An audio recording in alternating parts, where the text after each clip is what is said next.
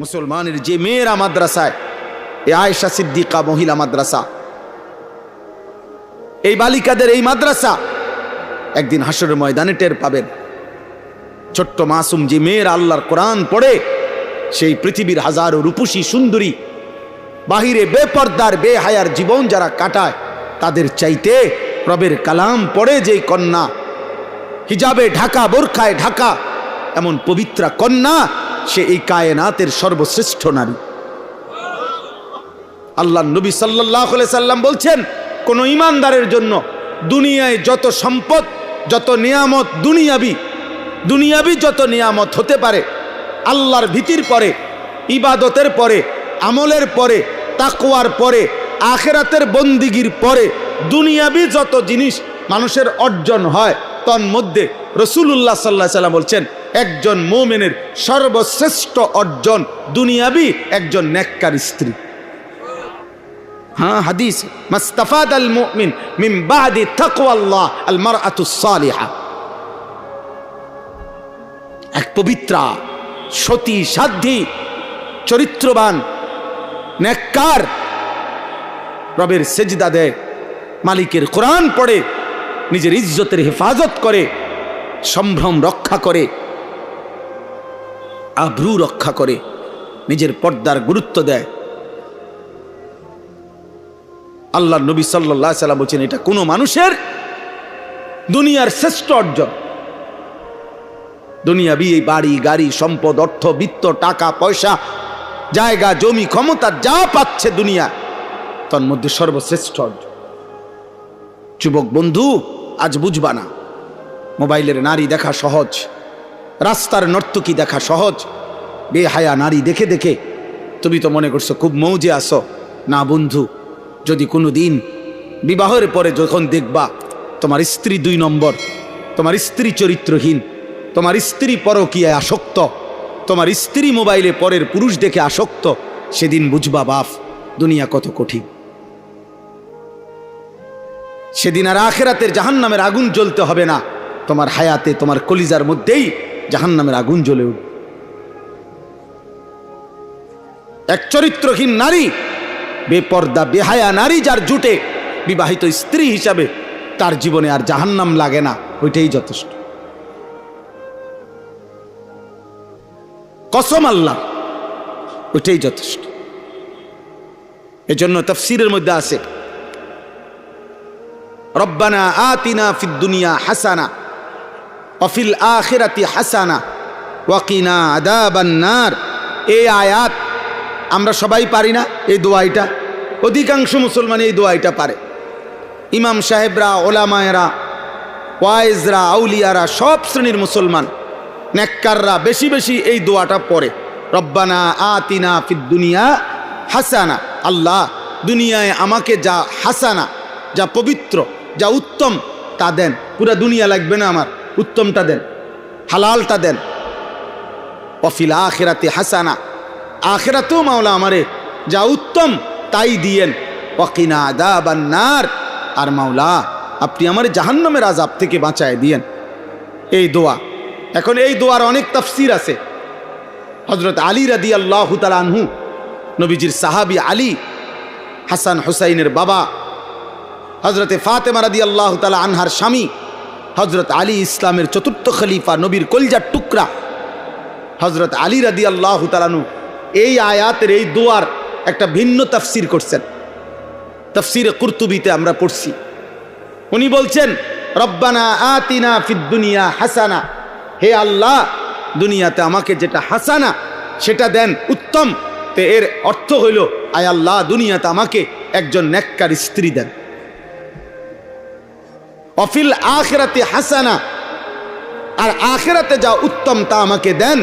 এর অর্থ হইল, তিনি বলছেন হযরতে আলী, আখিরাতে আমাকে জান্নাতের হুর দান করেন। আর 3 নম্বর, ওয়াকিনা আযাবান নার, আল্লাহ আমারে জাহান্নামের আযাব থেকে রক্ষা করেন।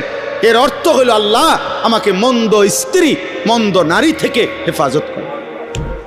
এই জন্য উলামায়ে কেরাম বলে, কারো স্ত্রী যদি হয় অসৎ, কারো স্ত্রী যদি হয় চরিত্রহীন, কারো স্ত্রী যদি হয় বেহায়া, তাহলে ওই ব্যক্তির ওই ঘরই, ওই জীবনটাই জাহান্নামের টুকরো, জাহান্নামের টুকরো।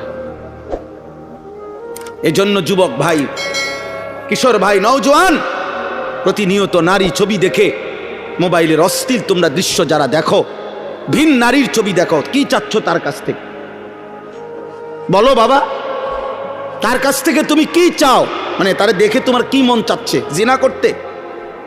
আর কি? তোমার কলিজা যদি খুলতো, তোমার দিল যদি খুলতো, তো সেটার মধ্যে এটাই পাওয়া যাইতো যে তুমি মনে মনে কামনা করছো, যদি আমি সুযোগ পাইতাম তাহলে তো আমি এই নারীর সাথে জিনা করতাম। যদি বলো না আমি বিয়ে করতে, তো বিয়ে করতে কতটা বেডি সাউন্ড লাগে? কথা বোঝেন নাই? যদি বলো যে না আমি বিয়ে করার জন্য চাই, তো বিয়ে করতে কত বেডি চাইতে হয়? হ্যাঁ, বিয়ে করতে নর্তকী দেখো কেন? বিয়ে করতে নায়িকা দেখো কেন? বিয়ে করতে বিধর্মী দেখো কেন? কথা বলেন না? তাহলে বুঝাই তো গেল বিয়ে না, মাকসাদ তোমার জিনা, মাকসাদ তোমার ব্যভিচার। তাহলে তুমি কল্পনা করো, তুমি ছেলেটা হারাম কল্পনা করছো, অথচ তুমি তো একজন পবিত্র মা বাবা।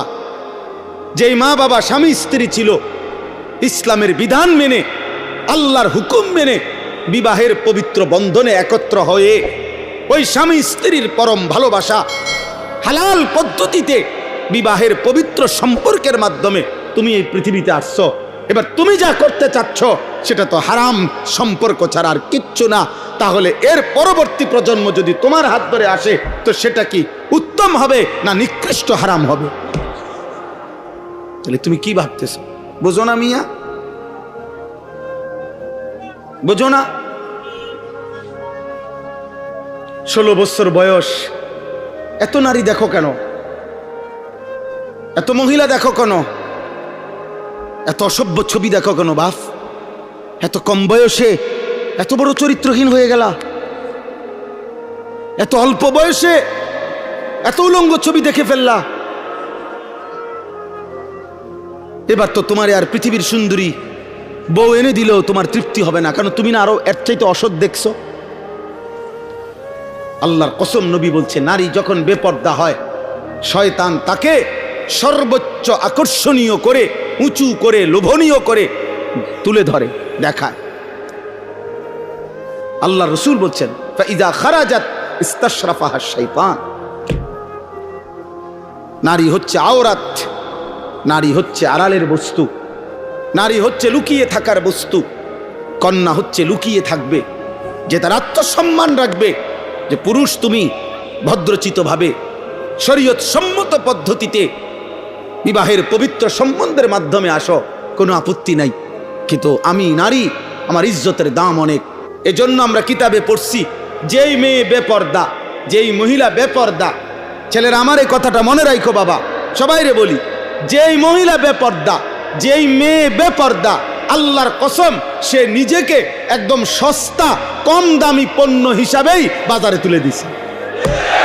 হ্যাঁ, সে নিজেকেই তুলে দিছে যে আমি আমারে তুলে ধরলাম, এবার আঙ্গাল কাঙ্গাল আতু লুলা যা আসো, ঠ্যাং ভাঙ্গা মাথা ভাঙ্গা যে আসো, বুড়া জোয়ান প্লাস্টিক রাবার যা আসো, আমারে দেখো, আমারে দেখো, আমি ছেড়ে দিলাম।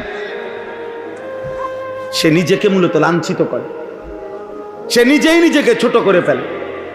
তুমি তো তোমার দাম কমাই লাইলা, তুমি তো তোমার নিজের দাম কমাই দিলা। অতএব পর্দায় আবৃত নারী, বোরখায় আবৃত নারী, ইজ্জত সতীত্বের কদরকারী নারী, সে এই সৃষ্টির, এই জমিনের শ্রেষ্ঠ নিয়ামত, শ্রেষ্ঠ নিয়ামত। এজন্য আমি সব সময় বলি, আজও বলি, এই রফিক ভাইকে আরো বহুবার বলছি, শুরুর থেকে বলছি, আমি একেবারে প্রথম যেদিন মাদ্রাসা করছে তখনও বলছি যে 100% দিন শরীয়ত, 100% পর্দা, 100% আখেরাত, এক মেয়ের, এক বোনের পর্দার ইজ্জতের 100% নিরাপত্তা যদি না দিতে পারেন, ব্যবস্থাপনা করতে না পারেন, তো মাদ্রাসা বন্ধ করে দিবেন। কোনোভাবেই যেন আখেরাত বরবাদ না হয়। আর 100% ইনশাআল্লাহ চেষ্টা করলে, আখেরাতের ফিকির করলে, তো ইনশাআল্লাহ আল্লাহ তাআলা তারাক্কি দান করবেন। আল্লাহ তাআলা এই মাদ্রাসাটাকেও তাকওয়ার উপরে, ঈমানের উপরে, আখিরাতের ফিকিরের উপরে, বোনের ইজ্জত, আব্রু, পর্দা, সতীত্বের শতভাগ হেফাজতের উপরে আল্লাহ কবুল করেন, কবুল করেন। মালিক চাইলেই সব হবে।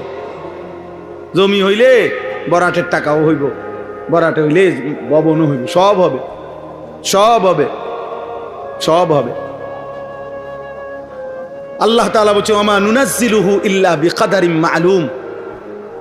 আল্লাহ বলছে ওয়া ইম মিন শাইইন ইল্লা ইনদানা খাযাইনুহু। সব কিছু আমার কাছে আছে ভান্ডারে ভান্ডারে, কিন্তু আমি জমিনে নাজিল করি, দেই, হ্যাঁ, ইল্লা বিকাদারিন মা'লুম। আমি আল্লাহর কাছ থেকে নির্ধারিত, আমার কাছে নির্ধারিত যেটুকু আমি পরিমাণ মতো করে করে দেই। এক লগে সব দিয়া লাইলে সামাল দিতে পারতা না, তুমি সামাল দিতে পারতা? আজকে 10 বছর আমিও ব্যক্তিগতভাবে আমার মাদ্রাসা 1 লক্ষ টাকা মাসে বাড়ি ভাড়া দেই, 1 লাখ টাকা শুধু বাড়ি ভাড়া গুইন্না দেই। আলহামদুলিল্লাহ এখন আইসা মালিকের দয়ায় মাদ্রাসার জন্য জায়গা কিনছি 118 শতক। আলহামদুলিল্লাহ, ভাবছি, স্বপ্ন দেখতেছি, আশা করছি ছেলেদের জন্য মাদ্রাসা হবে আলাদা, সকল কিশোর নওজোয়ান, স্কুল, কলেজ, ইউনিভার্সিটির ছেলেদের জন্য, সর্বস্তরের মুসলমানের জন্য আলাদা মাদ্রাসা করব ইনশাআল্লাহ। আশা করছি ওইখানে পৃথক পৃথক, যে আসবে যখন দিন শিখবে তখন, যার সময় যতক্ষণ দিন শিখবে ততক্ষণ, যে যখন আসবে 1 ঘন্টা আর 100 ঘন্টা আল্লাহর দিন শিখবে, কিছু না কিছু শিখবে। মেয়েদের জন্য আলাদা ক্যাম্পাস করার জন্য আজকেও আলহামদুলিল্লাহ আমার মাদ্রাসায় স্কুল, কলেজ, ইউনিভার্সিটির ছেলেদের কোর্স 3 দিন ব্যাপী প্রশিক্ষণ কোর্স চলতেছে, এখনো চলতেছে। আলহামদুলিল্লাহ, আলহামদুলিল্লাহ। আমার শায়েখ আল্লামা মুফতি মুশতাকুর নবী কাসেমি হজরত জোহরের পরে বয়ান করছেন ওই ছেলেদেরকে, সব স্কুলের ছেলে, কলেজের ছেলে, ওযু, নামাজ, সূরা, কেরাত, দোয়া, কালাম শিখতেছে আলহামদুলিল্লাহ। হ্যাঁ, আমার খুলনার হজরত আরিফ বিল্লাহ হজরত মাওলানা মুফতি নুরুল আমিন সাহেব, বাংলাদেশের একজন শ্রেষ্ঠ বুজুর্গ, উনিও আসছেন আসরের সময়, হজরত বয়ান করে দোয়া করে এরপরে হজরত নোয়াখালী মাহফিলে গেছেন। এই জন্য বন্ধু আল্লাহর দিকে ফিরে, নওজোয়ান ভাই, গুনাহের মধ্যে ইজ্জত নাই দোস্ত, সম্মান হয় না বাপ। তোমরা যারা এই বিকৃত চুল রাখো, গুনাহ আর নারী, ছবি আর অশ্লীলতা নিয়ে, গান বাদ্য নিয়ে পড়ে থাকো, এ হাসি ঠাট্টা, কৌতুক, মজাক, অবসর, বিনোদন, বন্ধুদের আড্ডা, মোটর সাইকেলের ঘোরাগাড়ি, মেয়ের পিছনে কুত্তার মতো পিছনে থাকা, হ্যাঁ, নারীর পিছনে দিন রাত, এ কুকুরের স্বভাব। বিশ্বাস করো ভাইয়া, বিশ্বাস করো, এটা বইতে কিতাবে আমি নিজে পড়ছি। এই নওজোয়ান, এটা কুত্তার স্বভাব। কুকুর সব কিছুতে মুখ দেয়, এটা বইতে আছে, কুত্তার স্বভাব এটা, কুকুর সব কিছুতে মুখ দেয়। এজন্য চরিত্রহীন যুবক, তার কাছে সব বেড়িয়ে ভালো লাগে, কালা বেড়ি, দলা বেড়ি, জিডা দেখে হাতে তেড়ে ভালো লাগে। এটা মুসলমান না হিন্দু না বৌদ্ধ না ইহুদি না খ্রিস্টান না নাস্তিক না মুরতাদ, আমার তো তার নাম ভালো লাগছে, এটা বেড়ি তো আর কি। তা আহারে চরিত্রহীন, কামড়া করলা কি? এ তো আখলাক কুকুরের আখলাক। কুকুর সব কিছুতে মুখ দেয়, কুকুর বিরিয়ানি তো মুখ দেয়, পায়খানা তো মুখ দেয়। ফিরে আসো বাপ, আখলাক সুন্দর করো, এমন সুন্দর চেহারা নষ্ট করো না, এমন সুন্দর আখলাক নষ্ট করো না বাপ। আরেকবার দুনিয়ায় তুমিও আসবা না, আমিও আসবো না। এই পৃথিবী একবারই, তোমার আমার, এক রাত একবারই আসে, হায়াত একবারই, একবারই, একবারই আসে, আর আসবে না। অতএব আজকে এই আয়াতের বক্তব্য এটা। তো রাসূলুল্লাহ সাল্লাল্লাহু আলাইহি সাল্লাম যখন কোরআনের মাধ্যমে যেখানেই কোরআন তেলাওয়াত করেন, এটা কেবল নড়ে যায়, দেখছেন রফিক ভাই, মানে হেদিকে জায়গা কি একটা মুশকিলে পড়লাম, এটা লইয়া তাটগুলা টানে। আচ্ছা থাক থাক। তো মক্কার কুরাইশ একজন কাফের সর্দার ছিল, এই খুব দ্রুত আর এই 5 মিনিটে বলে ফেলি। নজর ইবনে হারেস তার নাম, সেও ছিল কাফের সর্দার। সে করছে কি, সে ইরান মানে পারস্য গেছে ব্যবসার জন্য। তো পারস্য ব্যবসা গিয়ে দেখছে ওইখানে বিকাল হইলে, সন্ধ্যা হইলে বিভিন্ন জায়গায় জায়গায় মজমা বসে, মানে লোকজন জমাট হয়, সমবেত হয়। আর একজন গায়িকা নর্তকী সুরে সুরে গান গায়, নাচে, বাদ্যযন্ত্রের তালে তালে সে কিচ্ছা কয়, পুরাণ যুগের কাহিনী গল্প এগুলারে তালে তালে কয়। হ্যাঁ, সে নাচেও, বাদ্যও বাজে, আবার ওই পুরাণ আমলের বানান্না গল্প কাহিনী কিচ্ছা এগুলো বলে সে।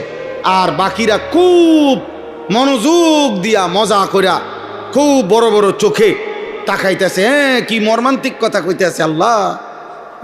আসলে তো বেডি চায়, বুঝেন না? হ্যাঁ হ্যাঁ, আমরা বুঝি না। আমনে বয়স হয়ে গেছে, আপনি উনারে জিগাবেন আপনি চাচা কি করেন টেলিভিশন চা দোয়ানে? না, আমরা কি আর এই বয়স আসিনি, কদ্দুর খবর শুনি। আমনে চাচা খবর শুনেন, খবর মানুষের চোখ দিয়ে নি শুনে। মানুষে শুনে কি চোখ দিয়া না কান দিয়ে? তা আপনি চাইয়া রয়েছেন কেন? আপনি যেহেতু খবরই শুনবেন তো ভালো কথা, ফিস দিয়ে বইয়েন। বোঝেন না কথা? চেয়ার ঘুরাইয়া হেদিকে বসে, দিকে আপনি এর উল্টা দিকে বসেন, তাহলে আপনার কানে আওয়াজ আইলেই তো সারছে।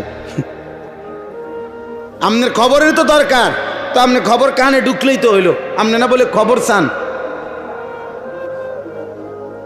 আপনি না বলে খবর শুনেন। অতএব এটা অনেক বড় বিষয়। তো এই লোকটা নজর ইবনে হারেস কাফের, এ দেখছে এটা, কিরে এটা তো একটা সাংঘাতিক জিনিস। মানুষ সব গোল হইয়া বসে, বড় বড় চোখ করে, বড় কবির মনোযোগ দিয়া শুনে, এবং খুব লড়ে সরে, এবং খুব তাল মারে, টাইল মারে। এটা তো একটা ঠিক আছে। সে তখন চড়া দামে এইখান থেকে, ইরান থেকে একটা দাসী, ও এরকম যে গায়িকা, বাদ্যের তালে তালে নাচে, সুন্দরী, আবার ওই কিচ্ছা কাহিনী এগুলা কয়, এরকম একজন দাসী সে কিনে নিছে মক্কা। নাউজুবিল্লাহ। কিন্না মক্কার কুরাইশদেরকে বলছে, এইবার আমি একটা কার্যকর বুদ্ধি আনছি মুহাম্মদের কোরআনের বিপরীতে। মুহাম্মদ কোরআন শুনলে লোকগুলো মুগ্ধ হইয়া, অবাক হইয়া তার দিকে তাকাইয়া থাকে, তার দলে ভিড়ে যায়। তখন সে এই যুবকদেরকে এবং সাধারণ মানুষদেরকে ডাকতো, এদিকেও এদিকেও, গোলয়ে বইও, সবাই বই, এখন মিউজিক দেখবা। এরপরে ওই সে তার দাসীকে নিয়ে আসতো। এই দাসী বাদ্যের তালে তালে গান গাইতো, নাচতো, আর এই পুরাতন যুগের কিচ্ছা কাহিনী এগুলো বলতো। এই কথা করে কিছু দুষ্ট প্রকৃতির লোক, দুষ্ট প্রকৃতির কিছু যুবক, কিছু মানুষ তার সাথে ভিড়ে গেছে। আর সে, তারা খুশি যে যে মুহাম্মদের কোরআনের বিপরীতে আমরা এই গান, এই নাচ, এই গায়িকা, এই গানের আসর, এই বাদ্যযন্ত্রের আসর জমায় দিল। নাউজুবিল্লাহ। এই ঠিক তখন আল্লাহ তাআলা কোরআনুল কারীমের এই আয়াত নাজিল করে আল্লাহ তাআলা সতর্ক করছে, অমিনান নাসি মান ইয়াশতারি লাহওয়াল হাদিস লিয়ুদিল্লা আন সাবিলিল্লাহ বিগাইরি ইলমিন। আল্লাহ বলেন, বন্ধু আপনাকে জানিয়ে দিলাম, কিছু নিকৃষ্ট মানুষ আছে এমন, যারা প্রতিনিয়ত গান, বাদ্য, অনর্থক কিস্সা কাহিনী, অপ্রয়োজনীয় কথা, অসার, অবান্তর, অপ্রয়োজনীয় গল্প, কৌতুক, ঠাট্টা, বিনোদন, মস্কারি, এই বেহুদা কথাবার্তা, গান, বাদ্য, নাচ, বাদ্যযন্ত্র, গায়িকা, গানের আসর এগুলো জমিয়ে সংগ্রহ করছে, মানুষকে জমা করছে। কেন? লিয়ুদিল্লা আন সাবিলিল্লাহ, আল্লাহর পথ থেকে পথভ্রষ্ট করার জন্য। বিগাইরি ইলমিন, মূর্খতাবশত। ওরা মনে করছে ওরা বুদ্ধিমান, না, আসলে ওরা মূর্খ। ওয়াত্তাখিজাহা হুজুয়া, আর তারা আমার কোরআন নিয়ে, আমার দ্বীন নিয়ে ঠাট্টা করছে, উপহাস করছে যে মুহাম্মদের বিপরীতে এবার আমরা এটা দাঁড় করাইলাম, এরকম হাসাহাসি করতেছে। আল্লাহ বলে, বন্ধু আমি স্পষ্ট জানিয়ে দিলাম, উলাইকা লাহুম আযাবুম মুহিন, এমন নিকৃষ্ট পাপীদের জন্য আমি একেবারে অপমানকর, ভীতিকর এবং লজ্জাজনক কঠোর আযাব আমি তাদের জন্য নির্ধারণ করে রেখেছি। গানের এই আড্ডা, বাদ্যযন্ত্রের এই আড্ডা, নর্তকীর এই আড্ডা, গায়িকার এই আড্ডা, গানের এই আসর, গানের এই পরিবেশ, আমি আল্লাহ তাদের জন্য নিকৃষ্ট আযাব রেখেছি। আর আল্লাহ বলেন এই গান, বাদ্য, গল্প, কৌতুক, এই সমস্ত বেহুদা নাটক, নভেল, কাহিনী, কিচ্ছা, মিথ্যা কথা বানিয়ে বানিয়ে বলা, সুরে সুরে বলা, এই সমস্ত কাজের দ্বারা এই মানুষগুলোর অবস্থা হয় এমন, ওয়া ইজা তুতলা আলাইহি আয়াতুনা, এমন নাফরমানের কাছে যখন আমার কোরআন পড়া হয়, ওয়াল্লা মুস্তাকবিরান, সে অহংকার করে মুখ ফিরায় না, কাআন লাম ইয়াসমাআহা, যেন সে কোরআন শুনতেই পায় নাই, অথবা কাআন্না ফি উযুনাইহি ওয়াকরা, অথবা আগের থেকেই সে কানেই শোনে না, বধির। আল্লাহ বলেন এমন পাপীকেও ফাবাশশিরহু বিআযাবিন আলীম, এদেরকেও আপনি কঠিন আযাবের ভয় দেখান। আমার দোস্ত, আমার ভাই, আমার বন্ধু, আমার নওজোয়ান, আমি সবার কাছে অনুরোধ করি, আমরা সবাই এই আয়াতগুলোর দ্বারা একটা মৌলিক কথা হলো, একজন মুসলমান, একজন মুমিন, তুমি কিশোর হও, তুমি যুবক হও, তুমি বয়স্ক বাবা হও, তুমি পর্দার আড়ালের মা হও, বোন হও, মুসলমান, কলিজায় যার ঈমান আছে, রক্তে যার ঈমান আছে, জবানে যার কালেমা আছে, আল্লাহকে যে চিনে, নবী সাল্লাল্লাহু আলাইহি সাল্লামকে যে মানে, সে গান, বাদ্যযন্ত্র, গানের আসর, গায়িকা, নর্তকীর নাচ, এই মোবাইলে হোক, বাস্তবে হোক, এমন আসরে, এমন পরিবেশে, এমন মজমাতে সে বসতে পারে না, শুনতে পারে না, অংশগ্রহণ করতে পারে না। আল্লাহ বলেন এমন মন্দ আচরণ, এই গানের আসক্তি, বাদ্যযন্ত্রের আসক্তি, গায়িকার আসক্তি, নর্তকীর আসক্তি, গানের আসরের প্রতি যার আসক্তি, আল্লাহ বলেন আমি তার জন্য নিকৃষ্ট অপমানকর আযাব রেখেছি। এজন্য আমরা কিতাবের মধ্যে পড়ছি, আল্লাহর নবী সাল্লাল্লাহু আলাইহি ওয়াসাল্লাম বলছেন শেষ জামানায় আমার উম্মতের উপরে তিনটা বড় বড় আযাব আসবে। একটা হলো মাটি ধসিয়ে দেওয়া হবে, 2 নাম্বার পাথরের বৃষ্টি বর্ষণ হবে, 3 নাম্বার চেহারা বিকৃত করে দেওয়া হবে। সাহাবায়ে কেরাম কাইপা উঠা বললেন, ইয়া রাসূলুল্লাহ, মাতা এটা কখন হবে? আল্লাহ নবী বললেন, ইজা যাহারাতিল কাইনাত, যখন গায়িকা বেড়ে যাবে, ওয়াল মাআজিফ, যখন বাদ্যযন্ত্র বেড়ে যাবে, ওয়াস্তাহাল্লাতিল খামরা, যখন নেশা, মদ মানুষ হালালের মতো মনে করে দেদারসে খাইতে থাকবে। আল্লাহর রাসূল বলেন তখন ভূমি ধসে যাবে, চেহারা বিকৃত হয়ে যাবে, পাথরের বৃষ্টি বর্ষণ। আজ প্রিয় যুবক, আল্লাহকে সাক্ষী রেখে চুলের কত ডিজাইন তো বদলাইলা, কিন্তু ইনসাফ যদি থাকে, বিবেক থাকে, কোন ভদ্র বিবেকবান মানুষকে দেখায়ও, তাহলে তোমার সুন্দর লাগে কিনা? তোমার এই নারী ছবি, তোমার এই জিনা ব্যভিচারের দৃশ্য, তোমার এই গান বাদ্য, তোমার এই বন্ধুদের অসৎ আড্ডা, ফুর্তি, চিৎকার, হই হুল্লুর, পার্ক, রেস্তোরাঁ, মোটর সাইকেলের ঘোরাঘুরি, তোমার এই বন্ধুদের আশার আড্ডা, আর এই উচ্চ কণ্ঠের অনর্থক কথাবার্তার এই গুনাহ, আর রাত্রি জেগে অশ্লীল উলঙ্গ ছবি দেখা, নারী দেখা, নারীর নাচ, নারীর কথা, নারীর গান, অসভ্যতা দেখা, তুমি ইনসাফ যদি থাকে, আমি বন্ধু শেষ কথা বললাম, তোমাদের অসংখ্য ছেলের চেহারার মধ্যে একজন মুমিনের যে সৌন্দর্য, মুসলমান যুবকের, কিশোরের যে সৌন্দর্য, এমন সৌন্দর্য বহু আগেই চলে গেছে। তুমি দেখো, চেহারা অনেক আগেই নষ্ট হয়ে গেছে। 16 বছর 18 বছর বয়সী সন্তান এত সাফা ভাঙ্গা, এতটা চাফা ভিতরে, এতটা শুকনা থাকার কথা না, আরো নাদুস নুদুস থাকার কথা। কিন্তু গুনাহ, রাত্র জেগে অসভ্যতা, রাত্রি জেগে অশ্লীল দৃশ্য দেখা, হারাম গান, বাদ্য, এই সমস্ত বেহুদা কাজের মধ্যে লিপ্ত থাকার কারণে আজ জিন্দেগি শেষ। ইমামে আজম আবু হানিফা বলছেন, সিমাউল আগানি ফিসকুন ওয়াত্তালাদ্দুদু বিহা কুফরুন। বাবা, আপনাদেরকে বলি, চায়ের দোকানেও বসে যারা নাটক, সিনেমায় ওই গান আর বাদ্যের আওয়াজ শুনেন, আল্লাহর কসম, ইমামে আজম আবু হানিফা বলছে, গান শোনা প্রকাশ্য পাপ, আর গানের শুনে কেউ যদি মজা পায়, স্বাদ পায়, আহ আহ কি কইল রে, আতলা রে, এরকম পাও লারে, ঠ্যাং লারে, এরকম হাত লারে, আছে না এমন মানুষ? এরকম নড়ে চড়ে। ইমামে আজম আবু হানিফা বলেন, গান শুনে কেউ যদি এরকম মজা পায়, স্বাদ পায়, কুফরুন, এটা কুফুরি, এটা কুফুরি, এটা কুফুরি, এটা কুফুরি বাপ। অতএব খামখেয়ালি করো না। আবারও বললাম, আবারও বলছি, শেষ পর্যন্ত হয়তো এই পৃথিবীর কেউ তোমারে কিছু বলতে পারে নাই, কোনো হুজুরের কথাও পাত্তা দাও নাই, মা বাবার কথাও পাত্তা দাও নাই, হতে পারে কেউ তোমারে শাসন করতে পারে নাই, তুমি মুক্ত, তুমি স্বাধীন, তুমি হারামের উপরে, জিনার উপরে, বেবিচারের উপরে, গান বাদ্যের উপরে জীবন শেষ করছো, কিন্তু দোস্ত আমার, বন্ধু আমার, ওই মালিক কিন্তু তোমারে ছাড়বে না, ওই মালিক ছাড়বে না বাপ। এজন্য একজনও যদি বুঝে থাকো, তুমি বদলাও, তুমি বদলাও, সেজদা করো, নামাজ পড়ো, জিকির করো, আল্লাহর কাছে দোয়া করো, কোরআনুল কারীমের তিলাওয়াত শোনো, কোরআন পড়ো, কোরআনের মধ্যে ডুবে যাও, অথবা হালাল কোনো রোজগারে লেগে থাকো। এতক্ষণ মুসলমান এত লম্বা টাইম ফালতু কাজ করে না বাপ।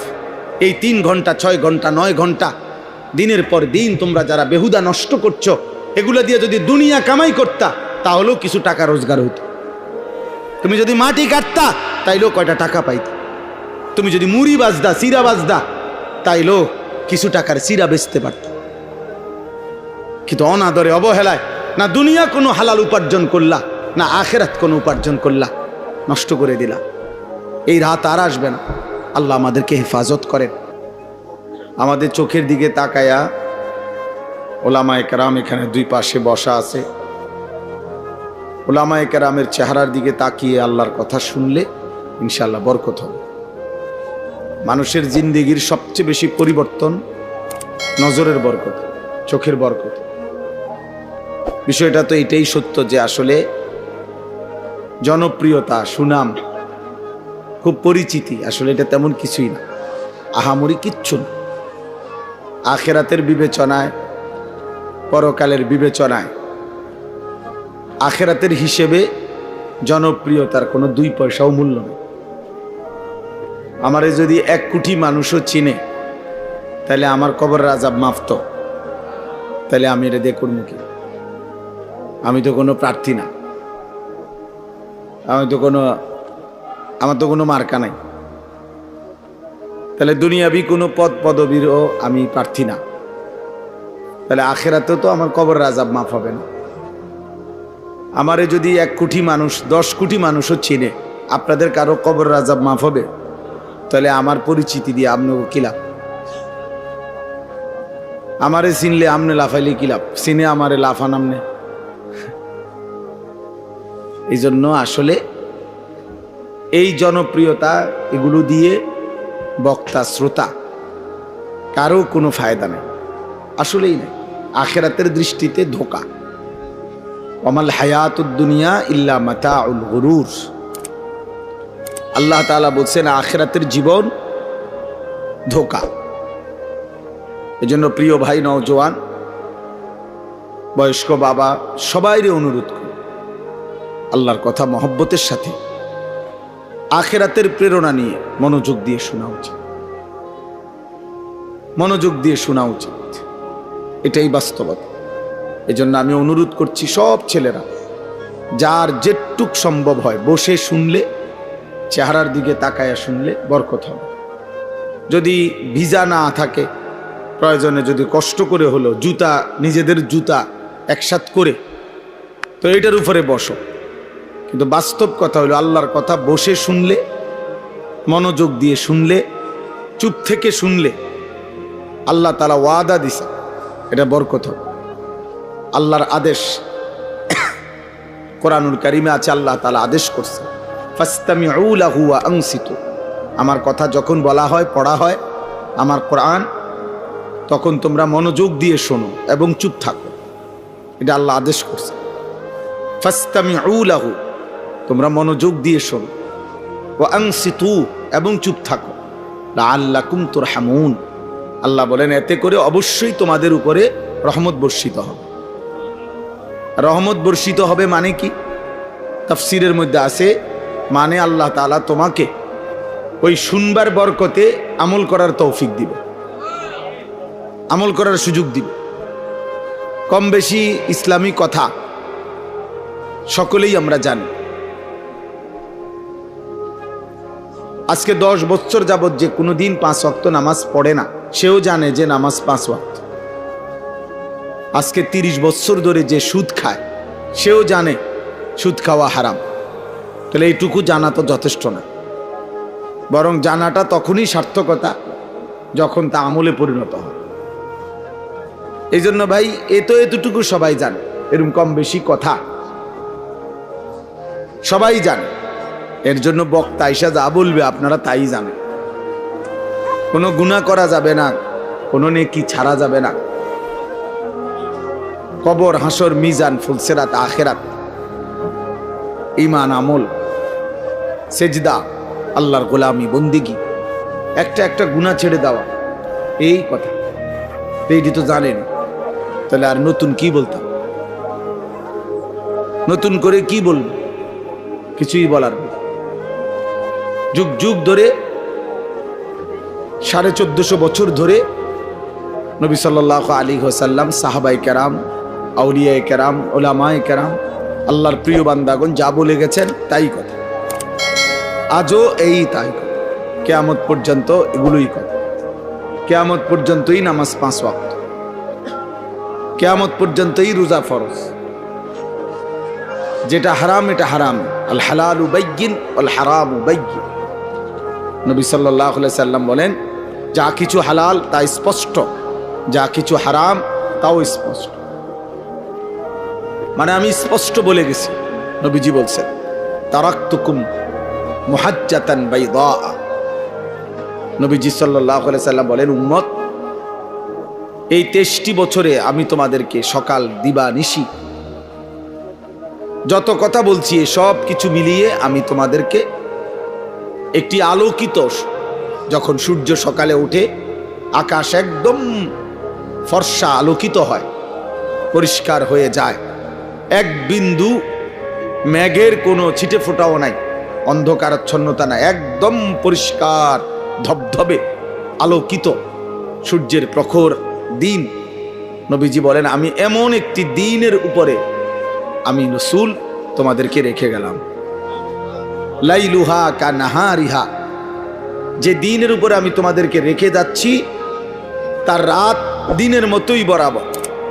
অর্থাৎ দিনের আলোয় যত মাসআলা তার সমাধান যেমন আমি বলেছি, রাতের অন্ধকারে একাকিত্বেরও যত মাসআলা হইতে পারে, যত প্রশ্ন হইতে পারে এক মানুষের জীবনে, ঘরে, পরিবারে, স্ত্রী, সংসারে, একান্ত স্বামী স্ত্রীর সম্পর্কে, সন্তানাদির ক্ষেত্রে, রাতের গভীরে অন্ধকারে, আমি রাসূল তাও 100% পরিপূর্ণ বলে গেছি।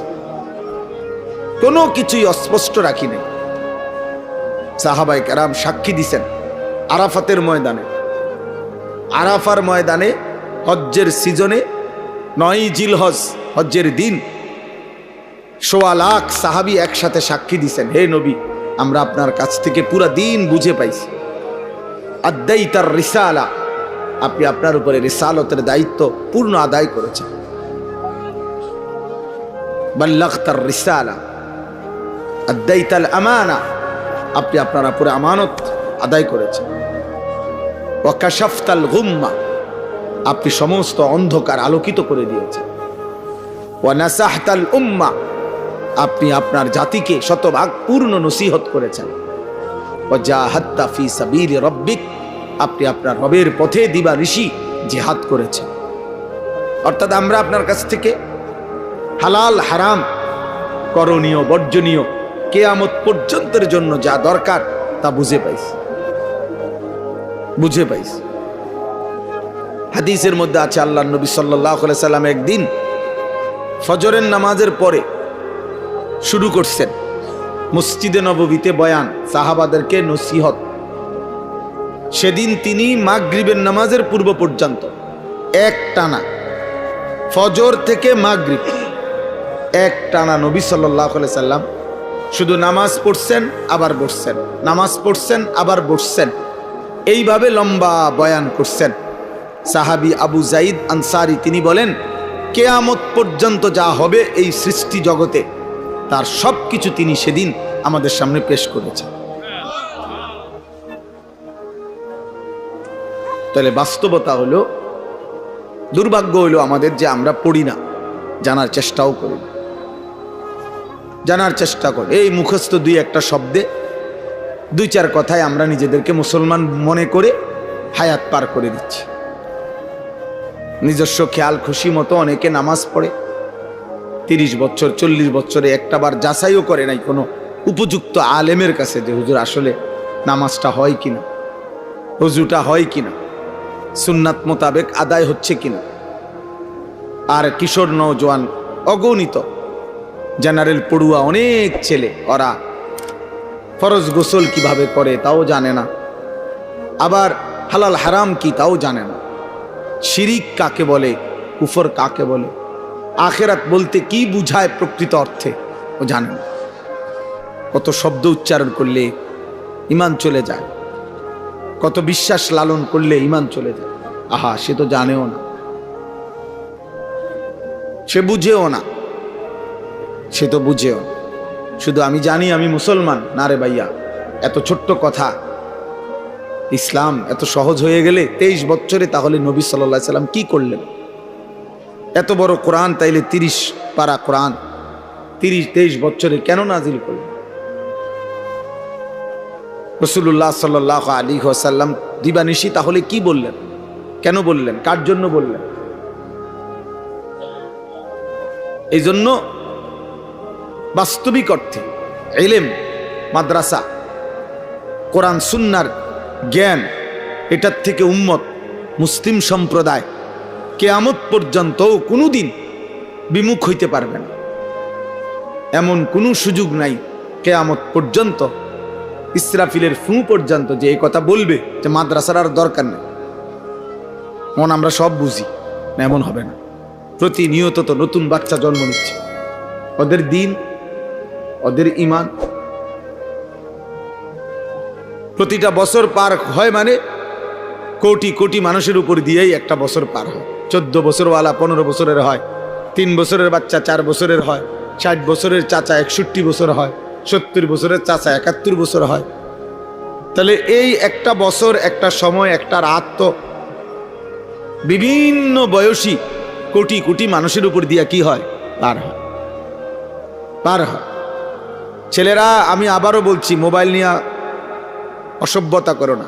তোমার মতো ফালতু লোক না শুনলে ভালো, তুমি চলে যাও ভাই। 2-4 জন ফালতু মানুষ বয়ান না শুনলেও ভালো, সমস্যা না। আমি কোনো ভোটে দাঁড়াইছি না, তো সবার সমর্থন আমার দরকার না, না আমি সমর্থন দিয়ে কিনব। ওই মৌলানা হাফেজ রফিক বলছে না, এটা আসলে সত্য। আমার ভালো করে মনে পড়লো, অনেক পিছনের অনেক স্মৃতি মনে করাই দিল। আমি এখানে এসেই আমি বললাম যে উজু করব, একজনে বলল যে সামনে মাদ্রাসা আছে। আমি না, এই তো এনে আমাকে এর বাড়ি আছে, আমি তো এই বাড়ি খানা খাইছি না, আবার ইয়ার জমু কেন? মানে আমি ইচ্ছা করে বুঝছি যে আমায় চিনছি। ওর নাম কি জানো? হাবিব। হ্যাঁ, তাহলে আমি তো ওর বাড়ি চিনি।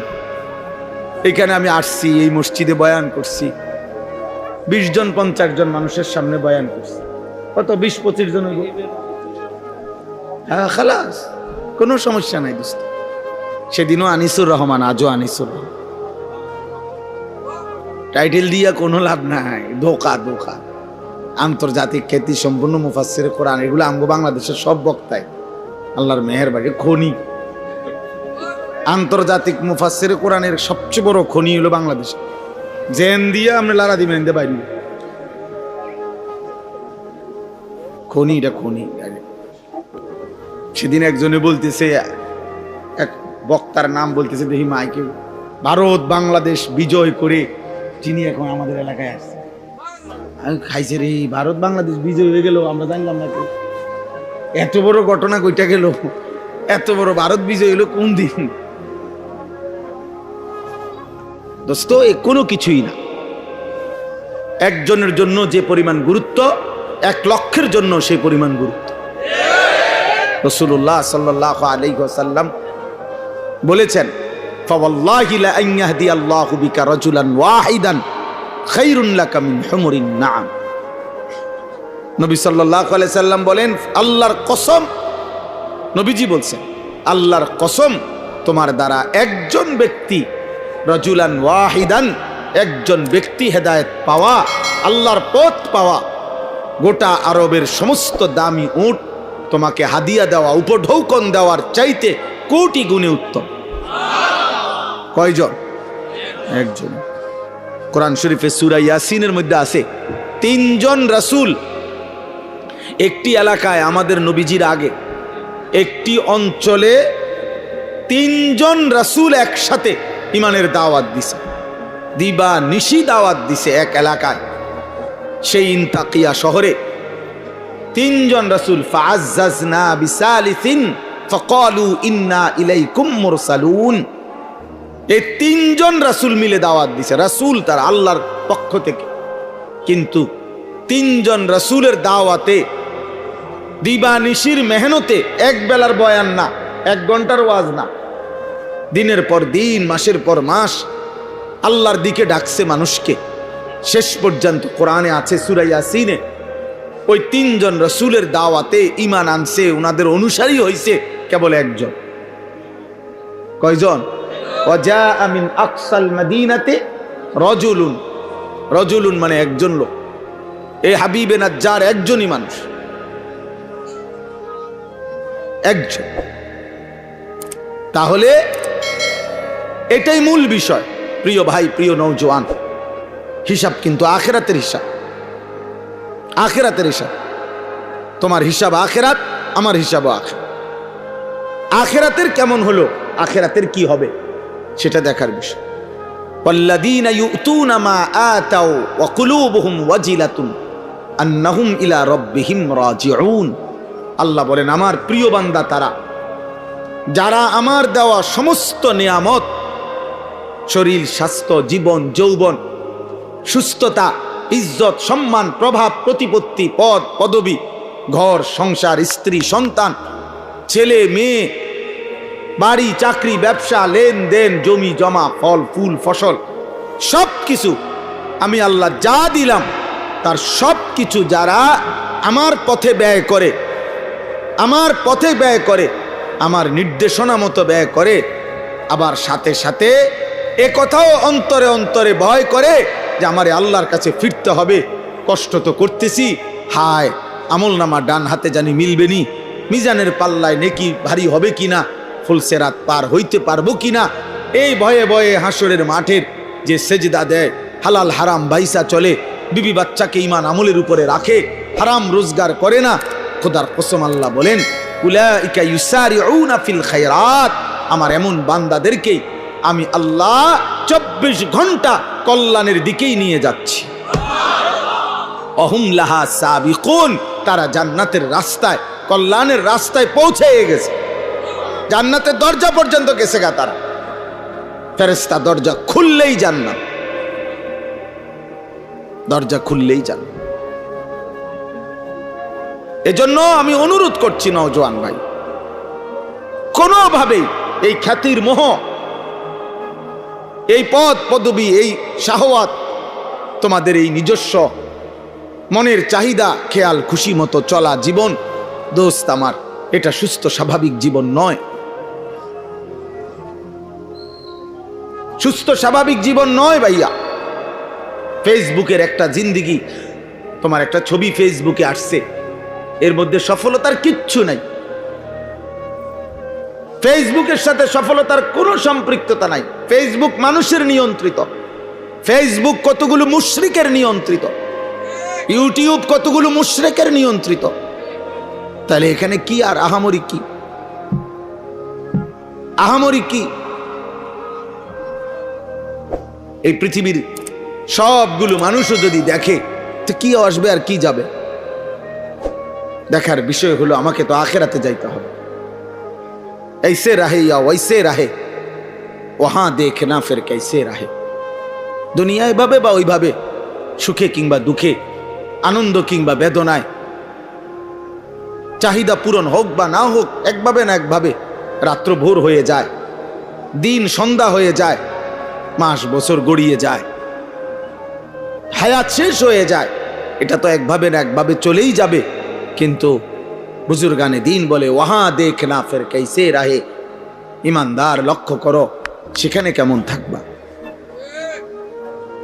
সেখানে থাকবা কেমন,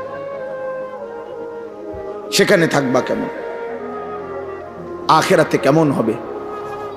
আখিরাতে যদি কেউ একবার হাসে সে আর কোনো দিন কাঁদবে না। আখিরাতে যদি কেউ একবার কাঁদে আর কোনো দিন হাসবে না, আর হাসবে না। ওয়াদারনি ওয়াল মুকাদ্দিবিনা উলিন নি'মাতি ওয়া মাহিলহুম কালিলা। আল্লাহ কোরআনে ওয়াদা দিছে, হে আমার মুমিন বান্দা, প্রিয় বান্দারা, হে আমার অনুগত বান্দারা, শোনো, কিছু মিথ্যাবাদী নাফরমান পাপীকে অল্প কিছুক্ষণের জন্য দুনিয়া ভোগ করার একটু সময় আমি দিতে চাই, তোমরা ওরে ছেড়ে দাও। দেও মদখোর, নেশাখোর, সুদখোর, কিস্তিখোর, হারামখোর, এই মুশরিক, বেঈমান, নাফরমান, মুনাফিক, আমার দুশমন, আমার সেজদা, বন্দিগি, ইবাদত, আমলের ছিটে ফুটাও নাই এমন বেঈমানদেরকে একটু দুনিয়া ভোগ করতে দাও। দেও বান্দা, মাইতো কিছু বলো না। আল্লাহ আমাদের ইমানদারকে সান্ত্বনা দিছে, ইমানদার শোনো, পরে আমি 50 বছর, 60 বছর অথবা 40-70 বছর অল্প কয়দিনের একটা হায়াত কিছু খাইতে পড়তে দেব, কিছু দুনিয়া ভোগ করতে দেব, কিন্তু আমি ওয়াদা দিচ্ছি মোমেন তোমার কাছে, চোখ বন্ধ হলে কবরে, এরপরে আর অনন্তকাল আর কোনোদিন নাফরমান বেঈমানকে এক ঢোক পানিও দেব না, আর এক লোকমা খাবারও দেব না। হ্যাঁ, আর মিলবে না, আর মিলবে না। লা ইউফাত্তারু আনহুম ওয়া হুম ফীহি মুবলিসুন। আল্লাহ বলছে জাহান্নামী জাহান্নামের আযাবের 1 সেকেন্ড কোনোদিন বিরতি মিলবে না, কোনোদিন তার মুখে হাসি ফুটবে না, হাসি ফুটবে না। তালফাহু ওয়ুজুহাহুমুন নার ওয়া হুম ফীহা কালিহুন। আল্লাহ বলছে জাহান্নামীকে প্রত্যেক মিনিটে মিনিটে আল্লাহ মাফ করে দেন। প্রতি মিনিট মিনিট কড়াই আর তেলের মধ্যে যেভাবে কই মাছ, তেলাপিয়া মাছ এক এক পিঠ চাপ দিয়া দিয়া এরপরে ভাজি করে, আল্লাহ বলছে কোরআনে জাহান্নামীর গাল, চামড়া এইভাবে ফেরেশতারা আগুনের মধ্যে চাপ দিয়া দিয়া পোড়াইতে থাকে। অহুম ফিহা কালিহুন, চেহারাটা বিভৎস, কালো, মলিন হয়েছে। আর আল্লাহ বলবেন আলাম তাকুন আয়াতি তুতলা আলাইকুম ফাকুনতুম বিহা তুকাজ্জিবুন। আল্লাহ বলবেন নাফরমান বান্দা, আমার কোরআন, আমার বিধান, আমার কথা তোমার কাছে বারবার পৌঁছানো হয়েছিল। কত বক্তা কইল, একবার জোহরের পরে, একবার আসরের পরে, একবার মাগরিবের পরে, একবার এশার পরে, একবার শেষবারে, এভাবে বছরের পর বছর বলল। মসজিদের জুমায় কত ইমাম বয়ান করলো, কত আউলিয়া মাশায়েখ চোখের পানি ফেলে ফেললে তোমার কানে জাহান্নামের কথা পৌঁছাইছিল। ফাকুনতুম বিহা তুকাদ্দিবুন। তুমি প্রতিবার আমি আল্লাহর কথাকে, আমার আজানের ধ্বনিকে, আখিরাতকে মিথ্যা মনে করেছি, মিথ্যা মনে করেছি। তুমি মনে করছো কেউ মাতে না দেখা আমি আল্লাহ কিছু বলবো না। না বান্দা, তোমার গুনাহ আর নাফরমানি হয়তো তোমার বাবা ছেড়ে দিছে, আমি ছাড়বো না। তোমার অসভ্যতার, নষ্টামি, নোংরামি, চরিত্রহীনতা, লম্পট্য, বেহায়াপনা, নারী, ছবি, অস্থি দৃশ্য, গান, বাদ্য, গায়িকা, নর্তকী, মোবাইলের অশ্লীল ছবি আর রাস্তার ভিন নারী, তোমার এই রং তামাশার এই ফুর্তির জিন্দিগি। আল্লাহ বলেন হতে পারে তোমার মা শেষ পর্যন্ত কিছু আর বলে নাই, বাবা বলে নাই, এই পৃথিবীর সবাই ছেড়ে দিছে। আল্লাহ বলছে কসম বান্দা আমি ছাড়ব না। সুম্মা লাতুসআলুন্না ইয়াওমাইদিন আনিন নাঈম। আমার দেওয়া 24 ঘন্টার প্রতি সেকেন্ডের নিয়ামত যা আমি দিয়েছি বান্দা, তার প্রত্যেকটা পাই পাই আমি জিজ্ঞেস করব। আমার একটা একটা নিয়ামতের হিসাব দিতে হবে, একটা একটা নিয়ামতের হিসাব দিতে হবে। আল্লাহ তাআলা বলছে এই জন্য দোস্ত, নিজের চালাক ভাইব না বাপ।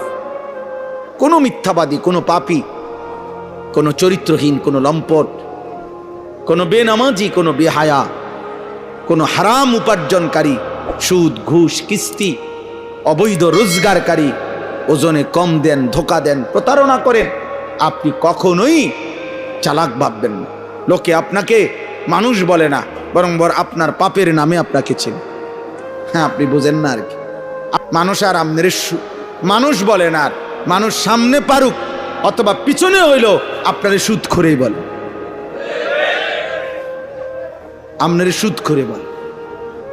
যেই নাফরমান নেশা করে, তোমারে আর কেউ মানুষ বলে না, তোমাকে মানুষ নেশাখোর বলে, মদখোর বলে, গাঁজাখোর, ফুট্টাখোর, বাবাখোর, ইয়াবাখোর, হারামখোর, হারামখোর, হারামখোর। তোরে আর মানুষ বদনসিব আর কোনোদিন তোকে ভদ্র নামে ডাকে না। তোর কপালে আর ইজ্জতের কোনো শব্দ জোটে না।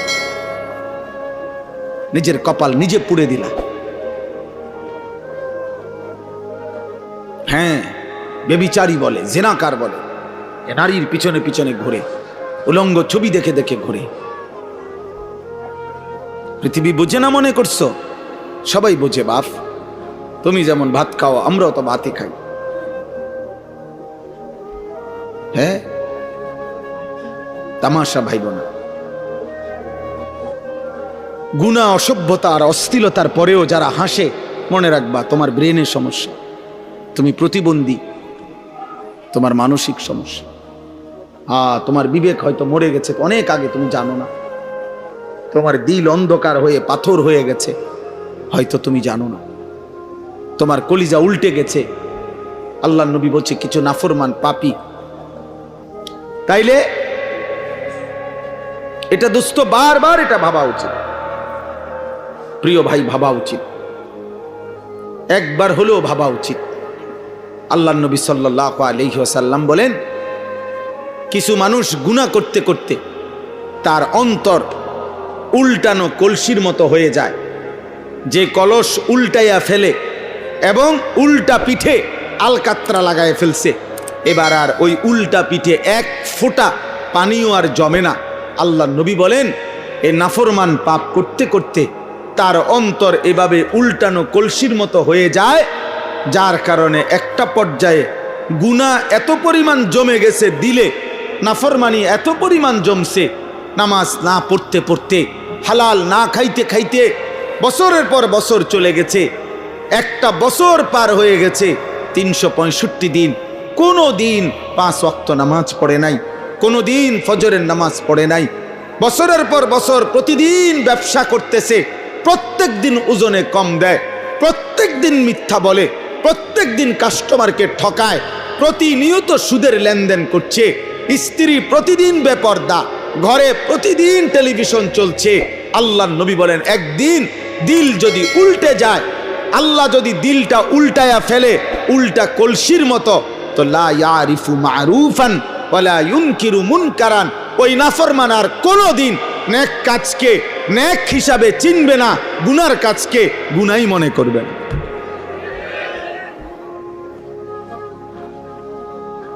প্রিয় ভাই, এটাই বাস্তবতা। অনেক ছেলে আছে তোমাদের যারা ভুলেই গেছেন, অনেক বাবা আছেন যারা ভুলেই গেছেন যে ফজরের নামাজ কোনো মুসলমানের উপরে ফরজ।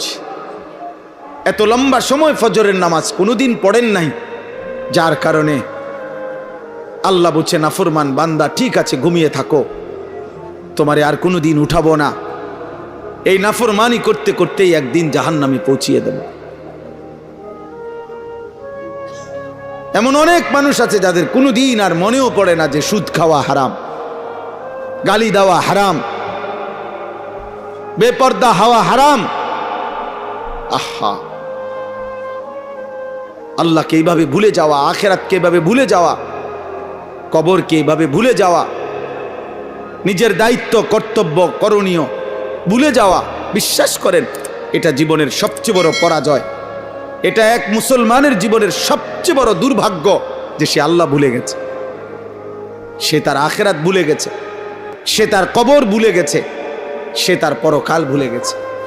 কোরআনে আল্লাহ বলছেন, ওয়ালা তাকুনু কাল্লাযীনা নাসুল্লাহা ফাআনসাহুম আনফুসাহুম। আমার বান্দা এই পরিমাণ আমি আল্লাহকে ভুলে যেও না, বেশি দিন আমাকে ভুলে গেলে আমি আল্লাহ একদিন তোমার আত্মপরিচয় তোমাকে ভুলিয়ে দেব, আর কোনো দিন তোমার মনে পড়বে না তুমি মুসলমান। তোমার মৃত্যু হবে, তোমার আখিরাত হবে, তোমাকে আল্লাহর সামনে দাঁড়াইতে হবে, এই কথাটাই তুমি ভুলে যাও। আর এটা যদি ভুলেই যাও তখন তুমি নেকি করবা কেমনে? আখিরাতের কথা যদি মনেই না পড়ে নেকি করবা কেমনে? বলে হুজুর না একবারে বলছি না তো, শুক্রবারে তো আসেন। আপনি যে শুক্রবারে আসেন আর কি হুয়াদের নামাজ পড়েন কিন্তু আমরা দেখি, আপনার নামাজের কি শুরুত তা আমরা দেখি, আমরা জানি। অতএব দয়া করে এটা বুঝতে শিখেন। গল্প গুজব, গান বাদ্য, নাটক, সিনেমা, কৌতুক, হাসি ঠাট্টা, মজাক, অবসর, বিনোদন, শুধু শুধু আল্লাহ থেকে গাফেল করে এমন যাবতীয় কর্মকাণ্ড আল্লাহ নিষেধ করছে। আমি এই আয়াতটাই এখানে পড়ছি।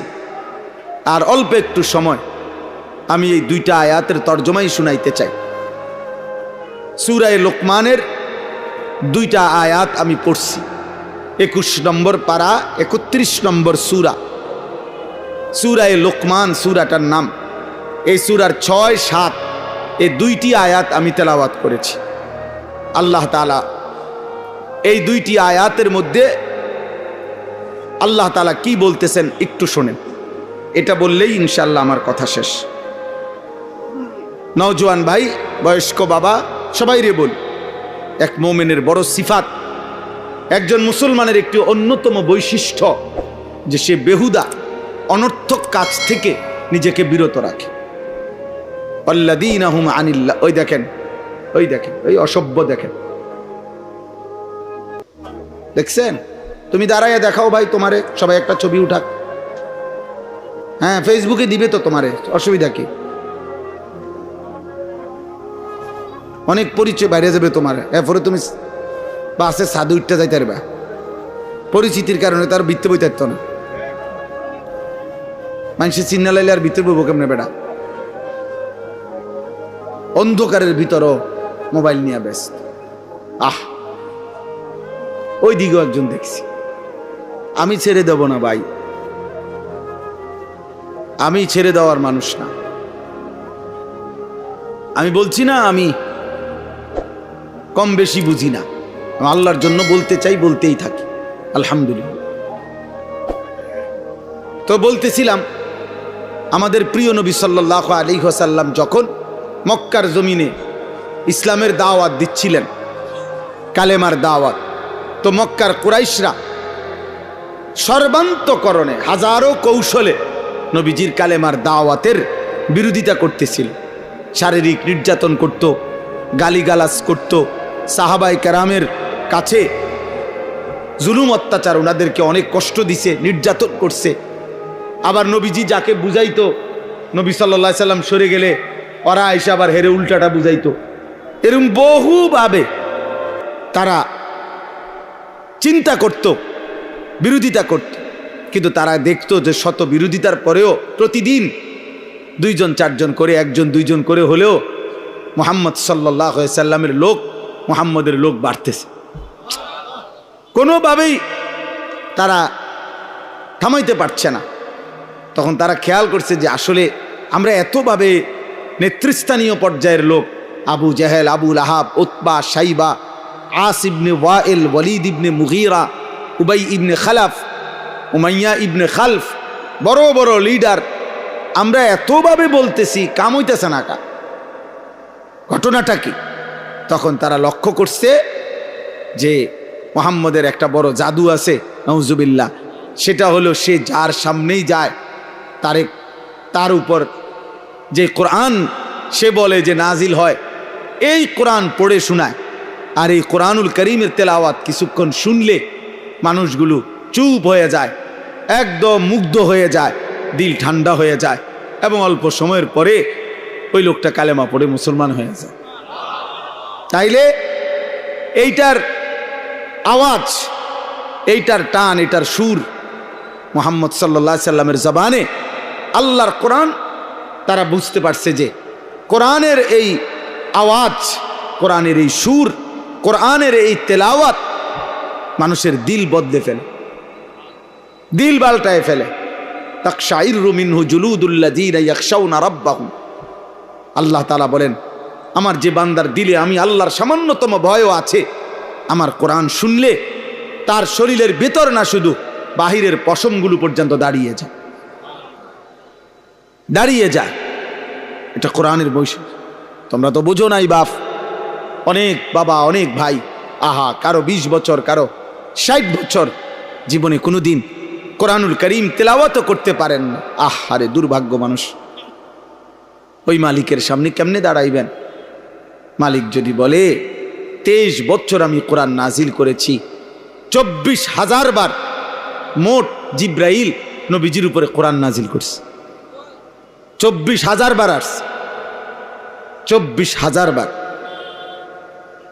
আমার কালাম আমি 23টা বছর লাগাইয়া বান্দা বলছি, নাজিল করেছি।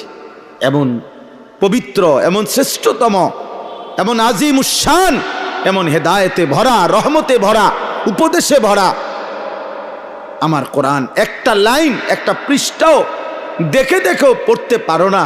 আহা বদনসিব মুসলমান, এমন জীবন নিয়ে কবরে কেমনে যাই?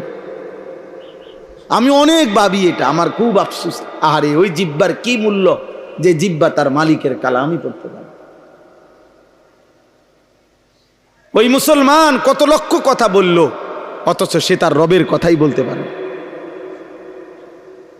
যে তারে জিব্বা দিলেন, যে তারে জবান দিলেন, যে তাকে ঠোঁট দিলেন, যে তাকে প্রতিনিয়ত কথা বলার যোগ্যতা দিচ্ছেন, আর রহমান আল্লামাল কোরআন খালাকাল ইনসান আল্লামাহুল বায়ান।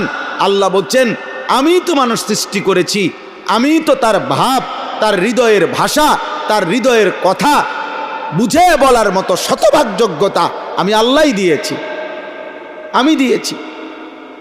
আলাম নাজআল লাহু আইনাইন ওয়া লিসানান ওয়া শাফাতাইন। আল্লাহ বলে, বলো না বান্দা, আমি কি তোমাকে 2টা চোখ দেই নাই? আমি কি একটা জিহ্বা দেই নাই? আমি কি আল্লাহ তোমাকে 2টা ঠোঁট দেই নাই? আমি দিছি বান্দা, আমি দিয়েছি।